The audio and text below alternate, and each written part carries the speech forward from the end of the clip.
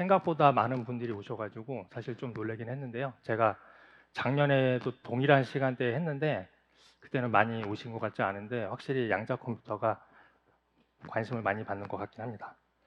안녕하세요. 반갑습니다. 저는 AWS에서 HPC를 포함한 계산과학 영역의 디지털 트랜스포메이션을 도와드리고 있는 스페셜리스트 SA 조상만이라고 합니다.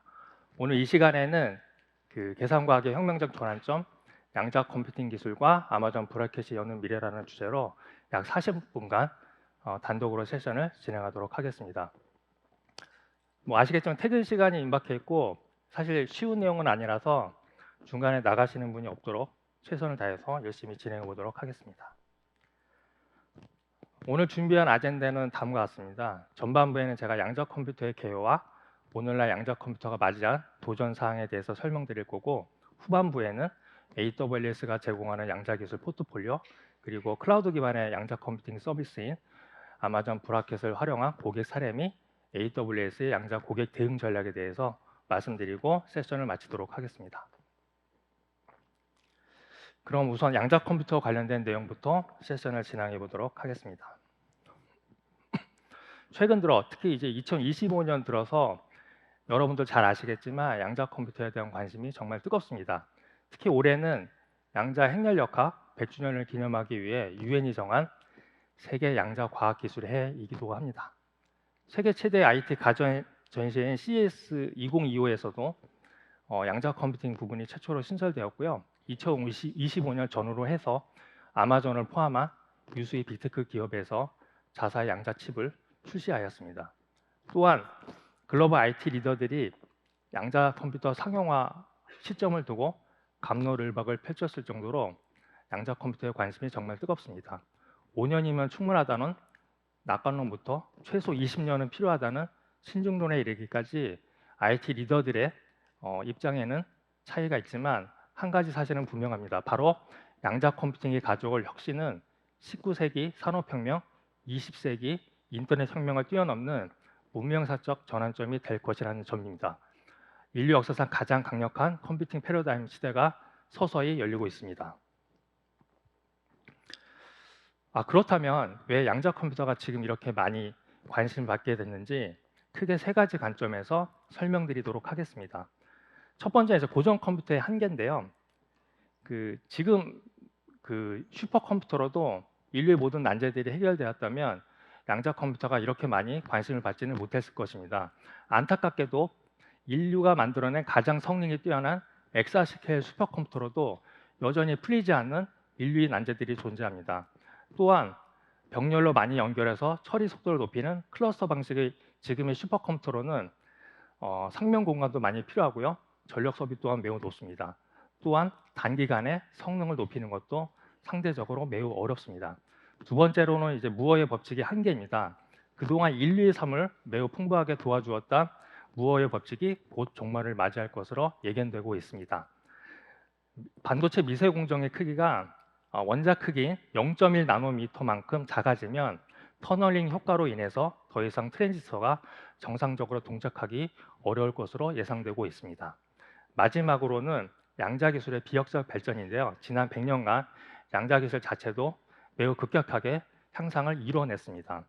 슬라이드에서 보시는 것처럼 양자 비트의 실험적 제어가 이미 성공을 끝냈고요. 아인슈타인도 죽을 때까지 인정하지 못했던 양차 얽힘에 대한 실험적 입증으로 인해서 양자 컴퓨터의 구현 가능성이 그 어느 때보다도 높아졌습니다. 이로 인해서 저희 아마존을 포함한 여러 글로벌 빅테크 기업들이 양자 컴퓨터 시장에 이미 진입된 상태이고요. 현재 양자 컴퓨터를 만들기 위해서 박차를 가하고 있습니다.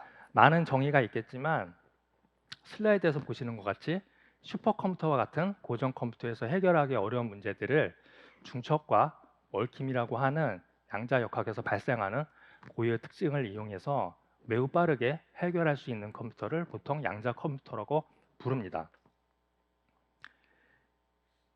사실 문제의 사이즈가 작은 경우라면 양자 컴퓨터와 고전 컴퓨터의 차이는 성능 측면에서 크게 차이가 나지 않습니다. 오히려 현 시점에서는 단위 시간당 계산 연산 처리는 양자 컴퓨터가 고전 컴퓨터에 비해 성능이 빠르다고 말할 수 없습니다. 양자 컴퓨터가 가장 그 효과를 크게 기대하는 영역은 슬라이드에서 보시는 것처럼 바로 문제 사이즈가 클 때입니다. 문제의 사이즈가 커지면은 일부 알고리즘의 경우 고전 컴퓨터를 이용할 경우 그 실행 시간이 기하급수적으로 늘어나는 것에 비해서 양자 컴퓨터의 경우에는 슬라이드에서 보시는 것처럼 실행 시간이 완만하게 늘어나는 것을 확인하실 수 있습니다. 그 이유는 제가 뒤에도 자세히 설명을 드리겠지만 양자 컴퓨터는 계산 횟수를 고전 컴퓨터에 비해서 획기적으로 감소시킬 수 있기 때문입니다. 또한 이제 그 양자 컴퓨터의 성능이 기존 고전 컴퓨터를 넘어서는 것을 이제 영어로 이제 퀀텀 수프리머시, 우리나라 말로는 양자 우위, 양자 이득이라고 부르고 있습니다. 그렇다면 이제 양자 컴퓨터에서 사용되는 양자란 어떤 것인지에 대해서 설명을 좀 드리도록 하겠습니다. 양자라고 하는 것은 영어로 이제 퀀텀인데요.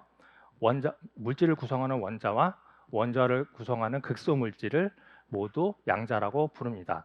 이 양자 세계는 앞서 말씀드린 것처럼 우리 눈에 보이지 않는 세계이기 때문에 고전 역학과는 다른 양자 역학이라는 다른 물리 법칙이 적용되게 됩니다. 그래서 이제 양자 역학에 ICT 정보 기술을 결합하면 보통 이제 양자 정보 기술이라고 부르고요. 양자 정보 기술에는 크게 양자 컴퓨팅, 양자 네트워킹, 양자 센싱 이렇게 세 가지로 구분되고 많은 분들이 대다수 분들이 예상하는 거는 이 세 개 중에서도 양자 컴퓨팅이 인류 역사상 가장 강력한 파급 효과를 가질 것으로 예견되고 있습니다. 그래서 오늘은 제가 양자 역학과 컴퓨팅 기술이 결합된 양자 컴퓨팅에 대해서만 설명을 드리도록 하겠습니다.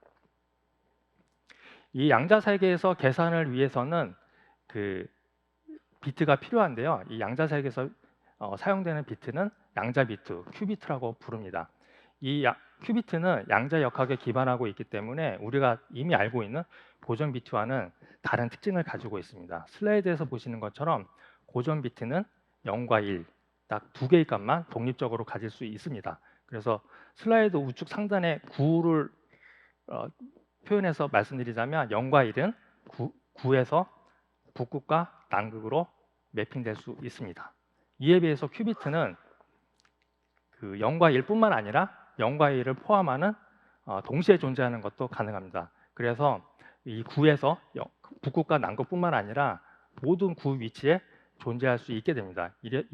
이것 때문에 이제 큐비트는 고전 이진 비트와 유사하지만 더 풍부하게 정보를 전달할 수 있게 됩니다. 예를 들어서 슬라이드에서 보시는 것처럼 특정 하나의 큐비트는 여러분들은 잘 이해가 안 되실 수도 있겠습니다만 50%의 0인 상태와 50%의 1인 상태가 동시에 존재하는 것이 가능합니다. 이렇게 두 가지 상태가 같이 존재하는 것을 양자 중첩이라고 부르고요. 이러한 특징 때문에 양자 컴퓨터가 계산 횟수를 획기적으로 줄일 수 있어서 흔히 말하는 양자 컴퓨터가 계산을 빨리 끝낼 수 있다는 그 기본적인 원리가 되는 것입니다. 그래서 그 정리해서 다시 설명드리면은 예를 들어서 3개의 고전 비트가 있다고 하면은 여러분들 잘 아시겠지만 000부터 112까지 8개의 상태를 표현할 수 있는데요. 여기에 fx라는 함수를 고전 컴퓨터에 적용하면은 8개의 클럭이 필요하죠. 순차적으로 처리하기 때문에. 이에 비해서 그 양자 컴퓨터에서는 3개의 큐비트가 있다고 하면은 3개의 큐비트가 8개의 상태를 모두 하나로 중첩 상태로 가지고 있기 때문에 fx라는 함수를 양자 컴퓨터에 적용하면은 하나의 클럭에 8개의 상태를 전부 다 처리할 수 있게 됩니다.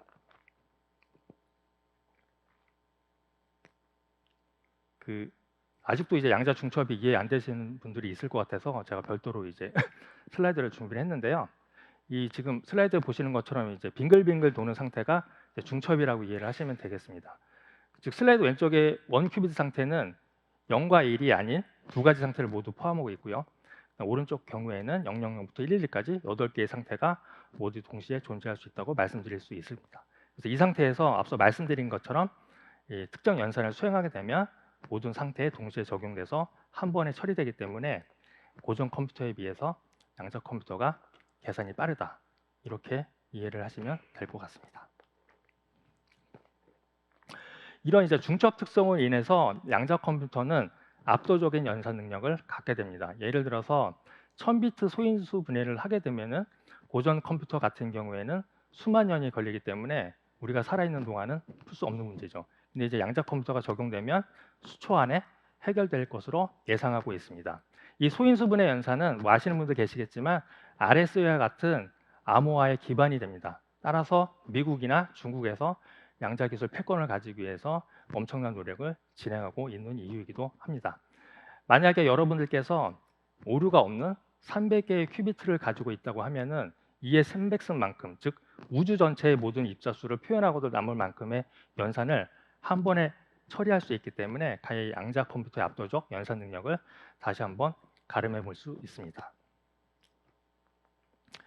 컴퓨터에 CPU가 있다고 하면은 양자 컴퓨터에는 양자 프로세서인 QPU가 필수입니다. 이런 QPU 안에는 아까 말씀드린 다수의 큐피트가 탑재되어서 양자 연산을 수행하게 됩니다. 이러한 QPU를 만드는 방식은 여러 가지가 있는데요. 아마 양자 컴퓨터에 관심이 있으시거나 주식에 투자를 하고 계시다면 이 중에 한두 개 정도는 아마 들어보셨을 텐데요. 그 큐비트를 제어하는 방식이나 아니면 이제 제조 공정에 따라서 만드는 방식은 슬라이드에서 보시는 것처럼 다양한 방식이 존재하고 현재 최후의 승자가 어느 방식이 될지는 아무도 모르는 상태입니다. 만약 완벽한 양자 컴퓨터가 현실화된다면 우리 삶에는 어떤 변화가 생길까요? 많은 전문가들이 예측하기로는 슬라이드에서 보시는 것처럼 항공물류, 머티리얼 사이언스, 헬스케어, 머신러닝, 파이낸스 등 다양한 인더스트리에서 엄청난 혁신을 가져올 것으로 많은 전문가들이 예상하고 있습니다.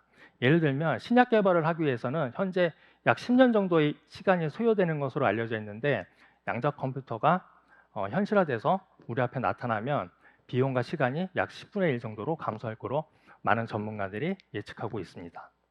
좀 더 구체적인 예를 다시 한번 들어서 설명을 드리도록 하겠습니다. 오늘날 산업 현장에는 그 암모니아를 생산을 많이 하게 되는데요. 이 암모니아를 생산하게 되면은 전 세계 CO2의 배출량의 약 1.8%를 점유할 정도로 매우 많은 환경적 오염을 초래한다고 합니다. 근데 이제 이런 암모니아 생산을 특정 박테리아가 더 효율적, 친환경적으로 만들 수 있는데요. 이 특정 박테리아는 이 암모니아 생산을 페모커 분자라는 것을 이용해서 만든다고 합니다. 근데 이 페모커 분자가 전자의 수가 굉장히 많이 구성되어 있고 전자 원자 간의 상호 작용으로 인해서 현재의 슈퍼컴퓨터로는 시뮬레이션이 불가능한 것으로 알려져 있습니다. 그런데 이제 양자 컴퓨터가 앞으로 현실화되면은 이런 시뮬레이션이 가능할 것으로 알려져 있어서 이 페모커 분자의 메커니즘을 시뮬레이션을 통해서 알 수 있게 돼서 향후에는 암모니아 생산을 좀 더 효율적, 친환경적으로 할 수 있을 것으로 많은 전문가들이 예상을 하고 있습니다. 그렇다면 이렇게 압도적인 연산 능력을 가지고 있는 양자 컴퓨터가 기존의 슈퍼컴퓨터를 모두 대체하게 될까요? 네, 정답은 그렇지 않습니다. 모든 연산을 양자 컴퓨터에 맡긴다는 것은 잘못된 생각입니다. 예를 들어서 1 더하기 1과 같이 단순한 사칙 연산의 경우에는 고전 컴퓨터가 양자 컴퓨터에 비해서 성능이 딸리다고 말할 수 없습니다. 앞서 말씀드린 대로 그 문제의 복잡도가 높지 않다면 양자 컴퓨터가 고전 컴퓨터에 비해서 빠르다고 이야기할 수 없습니다. 이것은 마치 페러리가 오토바이보다 빠르다는 것은 누구나 알고 있지만 짜장면 배달에 페라리를 사용하지 않는 것과 동일한 이유입니다. 고속도로에서는 페라리의 성능이 오토바이에 비해 압도적으로 높겠지만 골목길에서는 페라리가 무용지물인 것과 동일하다고 말씀드릴 수 있을 것 같습니다. 따라서 향후에 양자 컴퓨터가 현실화된다 하더라도 GPU와 같은 가속기 역할을 수행해서 현재 슈퍼컴퓨터를 풀지 못하는 여러 난제들에 대해서 해결사 역할을 수행할 것으로 많은 전문가들이 예상하고 있습니다.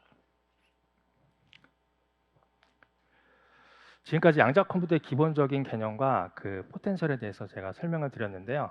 현재까지 양자 컴퓨터는 가야 할 길이 아직 많이 남아 있습니다. 지금부터는 오늘날 양자 컴퓨터가 맞이하고 있는 도전 사항에 대해서 설명을 드리도록 하겠습니다. 일부 언론에서 양자 컴퓨터를 적용하면 세상을 모두 바꿀 것처럼 이야기를 하고 있습니다. 그러나 현실에서 아마도 여러분들께서 양자 컴퓨터를 이용해서 인류의 난제를 해결했다는 이야기를 들어본 적은 아마 거의 없으실 겁니다. 그 이유는 무엇일까요? 무엇보다 가장 큰 이유는 현재 양자 기술을 가지고는 큐비트에 있는 오류를 제거하거나 제어하는 것이 현실적으로 어렵기 때문입니다. 현재 양자 컴퓨터에 대한 모든 기대와 가능성은 오류가 없는 큐비트를 전제를 하고 있습니다. 그러나 안타깝게도 그 양자 컴퓨터 같은 경우에는 앞서 말씀드린 것처럼 미시세계의 특성을 이용하기 때문에 외부 효과에 매우 민감합니다. 외부 효과라고 하는 것은 전자기파라든지 열이라든지 이런 것들이 되겠죠. 그래서 현재 양자 기술 수준은 1000번의 양자 연산 중 한 번의 오류가 날 정도로 오류율이 매우 높다는 것이 치명적입니다. 슬라이드에서 보시는 것처럼 고전 컴퓨터 같은 경우에는 10의 18승 연산 시 한 번 정도밖에 오류가 안 날 정도로 그 연산이 굉장히 안정적으로 높은 정확도를 가지고 있는 것에 비해서 현재 양자 컴퓨터 수준은 오류율이 매우 높다고 말씀드릴 수 있습니다. 그래서 최종 연구 목표는 현재까지는 10의 9승 정도 연산 중 한 번의 오류가 날 정도로 오류율을 매우 낮추는 것을 목표로 하고 있습니다. 또한 이제 양자 컴퓨터 같은 경우에는 코이런스 타임이라고 하는데요.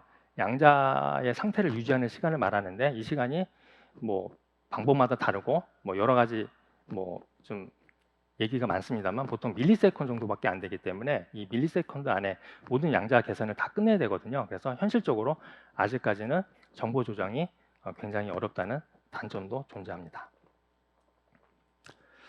그렇다면 이제 그 언제쯤 그 폴트 톨러런트한 양자 컴퓨터가 등장해서 실질적인 고객의 문제들을 해결할 수 있을까요?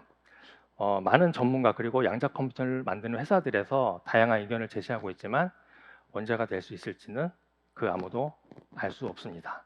따라서 현재 양자 컴퓨터 연구의 산출물은 고객의 현실적인 문제를 푸는 것보다는 논문이라든지 특허를 만드는 것이 대부분이라고 할 수 있습니다.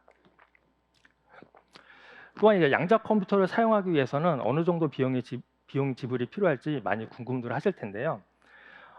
뭐 여러 가지 방법이 있겠습니다만 특정 양자 컴퓨터 업체 전체 시스템을 구매해서 여러분들 고객사 데이터 센터에 설치하기 위해서는 현재까지는 일반적으로 수천만 달러의 비용이 필요한 것이 일반적입니다. 이렇게 이제 전체 시스템을 구매해서 사용하지 않더라 하더라도 롱텀 커미먼트 즉 장기 계획을 통해서 양자 리소스를 획득해서 사용하는 것이 일반적입니다. 예를 들어서 여러분들께서 초전도체 방식으로 아니면 이제 이온 트랩 방식으로 양자 연구를 수행하기 위해서는 개별 양자 하드웨어 업체와 장기 계획이 필요하다고 말씀드릴 수 있습니다. 그래서 오늘날 양자 컴퓨터의 도전 사항에 대해서 제가 서머리를 해서 말씀을 드리면은 그 앞서 말씀드린 것처럼 오류를 내포하고 있는 불안정한 특징으로 인해서 아직까지는 이제 정확도의 문제가 있고요. 이런 정확도 문제로 인해서 실질적인 문제를 풀기에는 제약사항이 많다 이렇게 이해하시면 되겠고 양자 컴퓨터를 사용하기 위해서는 매우 높은 비용 지불이 필요합니다. 그래서 이제 유력 그 전략 컨설팅 리서치 자료에 따르면은 양자 컴퓨팅 비용이 고전 컴퓨팅 비용에 비해서 아직까지 약 10만 배 정도 비싼 것으로 알려져 있습니다. 그리고 앞서 말씀드린 것처럼 장기 계약이 필요하기 때문에 내가 원하는 시점에 즉시 사용하는 것도 상당히 제약사항이 있는 것도 오늘날의 양자 컴퓨터가 맞이한 제약사항이라고 보실 수 있을 것 같습니다. 지금까지 양자 컴퓨터란 무엇인지에 대해서 소개해드렸고요. 현 시점에 양자 컴퓨터가 맞이한 제약사항에 대해서도 설명드렸습니다. 이제부터는 이러한 양자 컴퓨터 현황에 대응하는 아마존의 양자 컴퓨팅 전략에 대해서 소개하도록 하겠습니다.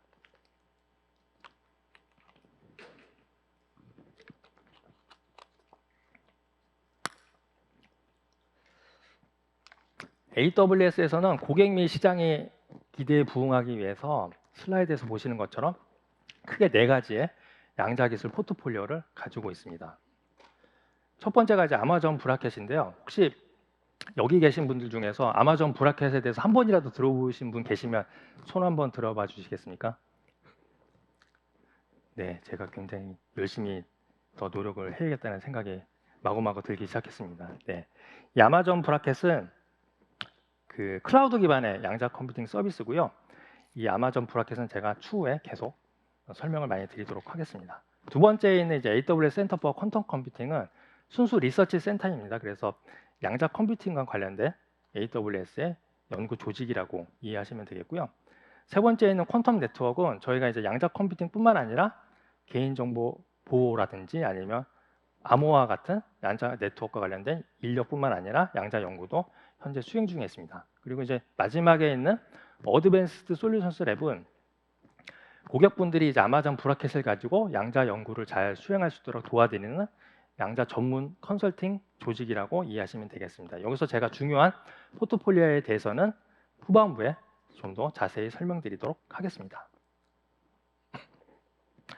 AWS 이런 양자 포트폴리오 목표는 크게 네 가지가 있습니다. 첫 번째는 이제 고객 수요 대응인데요. 그 양자 기술이 이제 급격하게 발전함에 따라서 많은 고객분들이 이제 양자 리소스를 이용해서 실질적인 연구를 원하는 분들이 생각보다 되게 많습니다. 그래서 AWS에서는 이제 클라우드 기반의 양자 컴퓨팅 서비스를 고객분들한테 제공함으로써 고객분들이 혁신적인 솔루션을 개발하고 새로운 비즈니스 기회를 창출할 수 있도록 지원하는 것이 이제 첫 번째 목표이고요. 두 번째로는 이제 기술 접근성 향상입니다. 그래서 클라우드 기반의 양자 컴퓨팅 서비스를 제공함으로써 접근성을 향상시킬 수 있고요. 그 다음에 이제 이 불확실한 기술에 대해서 소액 투자로 쓸 수 있도록 하는 것이 이제 두 번째 목표입니다. 세 번째는 이제 미래 기술 선점인데요. 미래의 게임 체인저라가 불리우는 이 양자 기술에 대한 리더십을 확보함으로써 향후에도 양자 기술과 관련된 경쟁 우위를 가지는 것이 이제 세 번째 목표이고요. 마지막은 클라우드 포트폴리오 확장입니다. 저희가 이제 200개가 넘는 클라우드 서비스를 가지고 있는데요. 여기에 이제 양자 기술을 추가함으로써 미래에도 클라우드 시장에서 여전히 선도적인 위치를 차지하는 것이 목표라고 하겠습니다. 네, 이제 슬라이드에 나오는 거는 앞서 말씀드린 포트폴리오 중에 하나인 AWS 센터 포 퀀텀 컴퓨팅 센터입니다. 한국말로는 이제 AWS 양자 컴퓨팅 센터고요. AWS에서는 이제 양자 컴퓨팅 기술의 잠재력에 대해 큰 기대를 갖고 2021년도에 캘리포니아 공과대학, 즉 칼텍이 위치한 캘리포니아 파사데나디에 이 양자 컴퓨팅 센터를 개소하였습니다. 이 양자 컴퓨팅 센터에서는 현재 초전도체 기반의 양자 하드웨어뿐만 아니라 양자 알고리즘 최적화라든지 오류정정 부호와 같은 소프트웨어도 함께 개발하고 있습니다. 현재 그 오스카 페인터라든지 아니면 페르난도 브란더, 존 프레스킬과 같은 칼텍 교수들이 아마존 사이언티스트 그리고 본사의 양자 조직의 디렉터로서 활동을 하고 있고요. 저희가 이제 그 칼텍이랑 많은 공동 연구를 진행하고 있습니다만 칼텍 이외에도 슬라이드에서 보시는 것처럼 스탠포드, 시카고 대학, 메릴랜드 대학, MIT 등과도 현재 공동 연구를 진행하고 있습니다.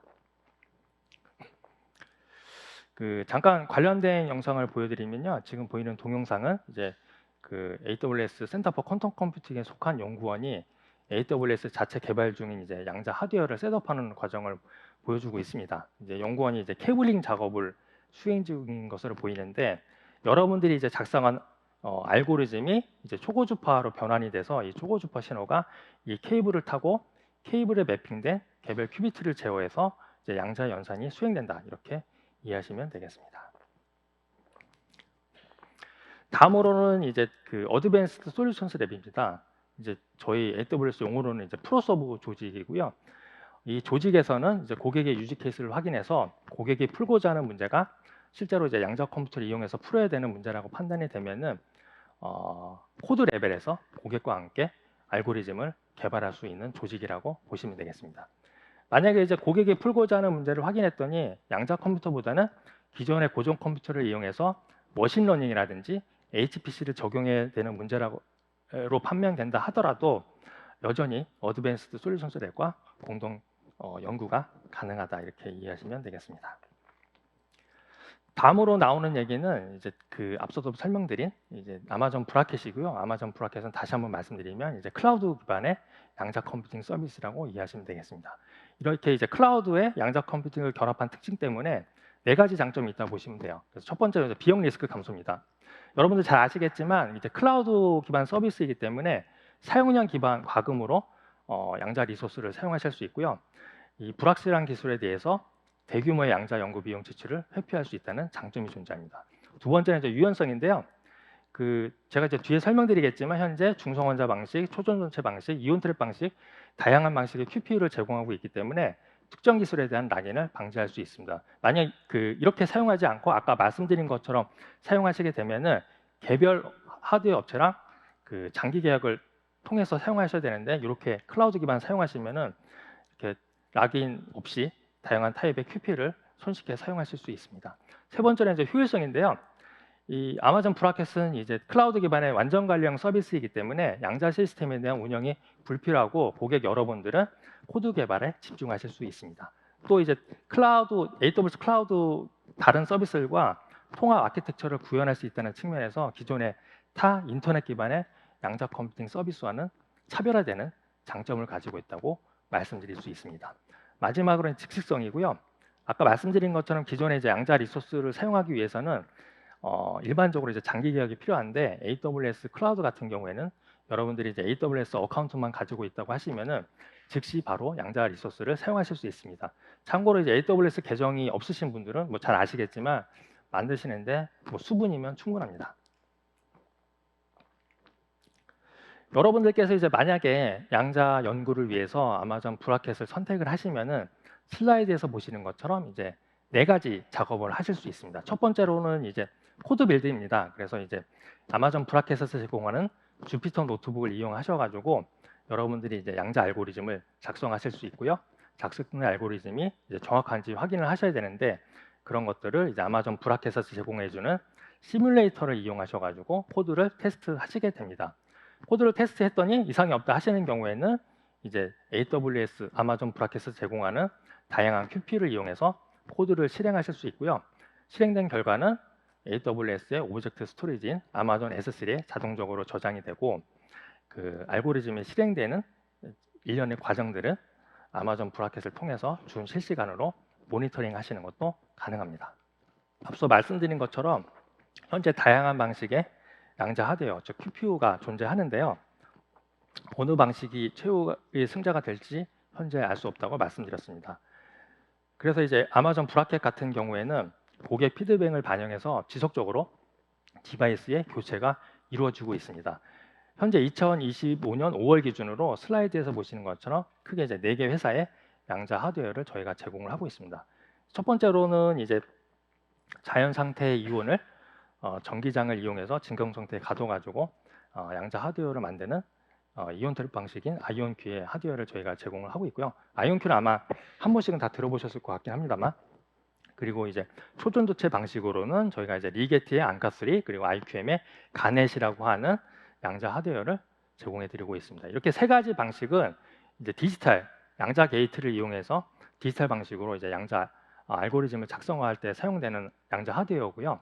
그리고 이제 중성 원자 방식이라고 해서 자연 상태의 중성 원자를 이용해서 사용하는 방식의 큐레의 아킬라라고 하는 양자 하드웨어도 제공을 해드리고 있습니다. 그래서 이렇게 다양한 방식의 QPU를 제공해드리고 있기 때문에 여러분들이 특정 알고리즘에 대한 비교 테스트도 가능합니다. 예를 들어서 내가 이제 최적화 알고리즘을 양자 컴퓨터를 이용해서 연구하고 싶다 하시는 경우에는 이제 중성 원자 방식을 이용해서 하는 방식이 나한테 유리한지 아니면은 이 디지털 게이트를 이용해서 하는 방식이 유리한지 이런 것들을 이제 손쉽게 비교 테스트 같은 것도 아마존 브라켓상에서 해보실 수도 있죠. 브라켓 사용하는 방법에 대해서 잠깐 설명드리면 AWS 콘솔에서 이제 브라켓을 치시면은 브라켓 콘솔로 넘어가고요.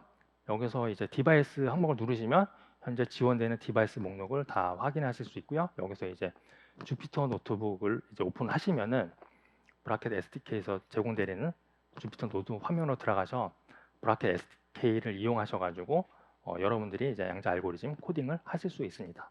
예.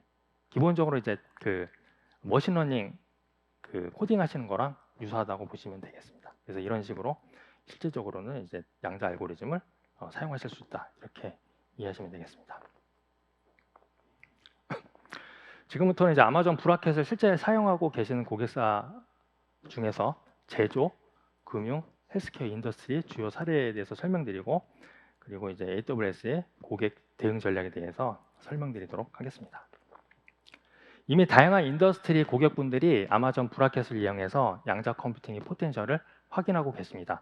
우선 제조 분야에서는 슬라이드에서 보시는 것처럼 뭐 BMW라든지 에어버스, 폭스바겐, 애널과 같은 글로벌 회사들이 자사의 페인 포인트를 해결하기 위해서 아마존 브라켓을 도입하였습니다. 이 중에서 제가 좀 소개해드릴 만한 내용은 2024년도에 BMW랑 에어버스가 어드밴스드 솔루션스 랩과 함께 양자 컴퓨팅 챌린지를 모집한 사례입니다.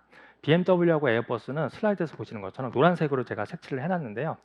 부식 방지라든지 제조 공급망, 머신러닝, 공기 역학 분야에 대해서 전 세계적으로 오픈 이노베이션을 이제 했고요. 전 세계에서 이제 100개 넘는 팀이 참가를 해서 이 100개가 넘는 팀들이 수천 시간 동안 각 팀의 알고리즘을 고도화하기 위해서 이제 아마존 브라켓을 이용하였습니다.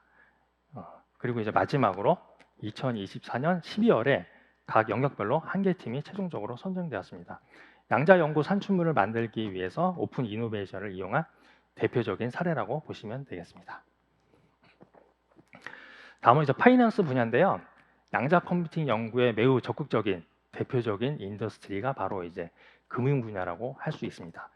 슬라이드에서 보시는 것처럼 JP 모건이라든지 골드만삭스, 무디스에서 포트폴리오 최적화라든지 리스크 매니지먼트를 위해서 아마존 브라켓을 도입하였습니다. 예, 이 중에서 제가 하나 조금 더 자세히 소개해드릴 만한 사례는 JP 모건 체이스에서 2024년도에 어드밴스드 솔루션스 랩과 함께 연구 결과를 이제 논문으로 공동 연구를 통해서 논문으로 제출한 사례라고 말씀드릴 수 있습니다.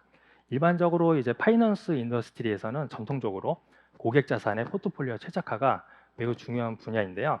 JP 모건 체이스에서는 이 슬라이드에 잘 보이시는지 모르겠는데 저는 잘 안 보이긴 합니다만 MIS 문제, 즉 최대 독립 집합 문제를 이용해서 포트폴리오 최적화를 이제 트라이를 했고요.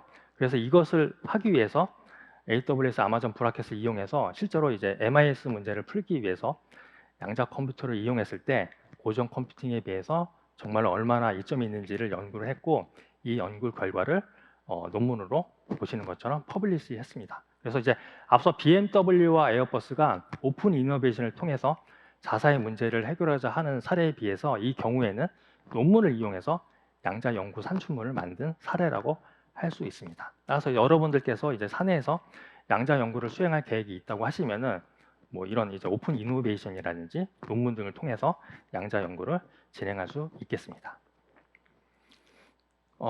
마지막으로 헬스케어 분야인데요. 헬스케어 분야 같은 경우에는 이제 향후에 양자 컴퓨터가 현실화되면은 가장 많은 수혜를 볼 것으로 예상되는 대표적인 인더스트리입니다. 제가 시간 관계상 자세히 설명드리진 않겠지만 노인의 약물 복용 이력이라든지 신약 개발 그리고 이제 합성 MRI 의료 이미지 생성을 위해서 이미 브라켓을 도입해서 사용하신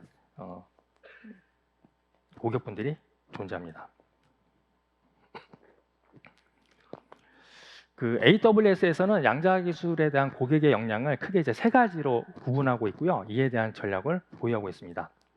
그래서 첫 번째가 이제 레벨 3고요. 레벨 3는 이제 가장 역량이 높은 고객분들을 이제 저희는 이제 레벨 3라고 부릅니다. 이 레벨 3 고객 같은 경우에는 장기간 약 10년 이상의 양자에 대한 목표를 가지고 있고 양자 알고리즘을 특정 상황에 맞게 자유롭게 조절할 수 있는 역량과 인력을 보유한 고객을 저희는 이제 레벨 3라고 부르고 있습니다. 레벨 2 같은 경우에는 이제 레벨 3보다는 역량이 약간 떨어지겠죠. 그래서 이제 보통 10년까지는 아니고 보통 3년에서 5년 정도의 그 양자 관련된 목표를 가지고 있고 다양한 양자 공급망, 여기서 이제 양자 공급망이라고 하는 거는 양자 하드웨어 업체라든지 양자 소프트웨어 업체를 말합니다. 그래서 이런 다양한 양자 공급망과 협업해서 양자에 대한 다양한 POC를 진행하는 고객을 저는 이제 레벨 2라고 부르고 있습니다.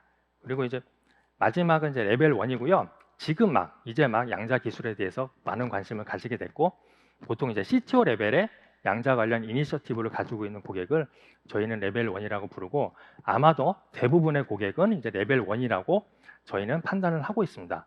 그래서 이제 레벨 3 같은 경우에는 이제 저희가 이제 권고하는 거는 어드밴스 솔루션스 랩과 공동 연구를 통해서 좀 더 심화 있는 양자 연구를 진행할 것을 권장을 드리고요. 레벨 2 같은 경우에는 레벨 3만큼 역량이 되지 못하기 때문에 바로 이제 어드밴스 솔루션 덱과 협업을 하기보다는 제가 오늘 시간 관계상 다 설명을 드리진 못했지만 그 아마존 브라켓에 이제 다이렉트라고 하는 서비스가 있는데 이 아마존 브라켓 다이렉트 서비스를 이용해서 우선적으로 다양한 양자 테스트를 진행할 것을 권장을 드립니다. 마지막 이제 레벨 1 고객을 위해서 저희가 이제 그 퀀텀 임바크라고 하는 프로그램을 얼마 전에 런치하였습니다. 이 퀀텀 임바크 프로그램은 작년 11월에 출시가 됐고요. 이제 막 그 양자 컴퓨터 관련 연구를 시작하려는 고객을 위해서 어드밴스드 솔루션스 랩에서 런치한 프로그램입니다. 최대 12주고 당연히 유상입니다. 네. 이 프로그램은 이제 그 슬라이드에서 보시는 것처럼 크게 3개의 모듈로 구성이 되어 있는데 3개의 모듈을 다 하셔도 되고요. 아니면 고객 상황에 따라서 하나나 2개만 선택하셔서 하셔도 무관합니다. 간단하게 설명드리면 맨 왼쪽에 있는 거는 이제 고객사를 발굴이라고 되어 있는데요. 한 달 정도 저희랑 고객과 함께 디스커버리 워크숍을 통해 가지고 고객이 진짜 풀고자 하는 문제가 양적 컴퓨터로 풀 수 있는 문제인지 확인하는 단계가 이제 첫 번째 단계이고요.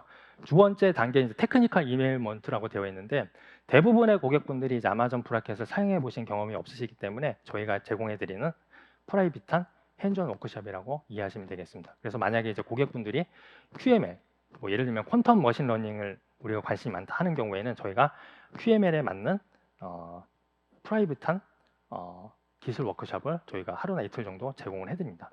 마지막 이제 오른쪽에 있는 것은 딥다이브 POC라고 되어 있는데요. 최대 8주간 하나 이상의 타겟 어플리케이션을 정해서 프로토타이핑 레벨의 POC를 재량하는 과정이라고 보시면 되겠습니다. 그래서 이 퀀텀 임바크 프로그램을 통해서 고객이 양적 컴퓨팅 로드맵 수립을 위해서 필요한 실질적인 연구개발 프로세스를 이해하도록 도와드리는 것이 이 퀀텀 임바크의 최종적인 목표라고 보시면 되겠습니다.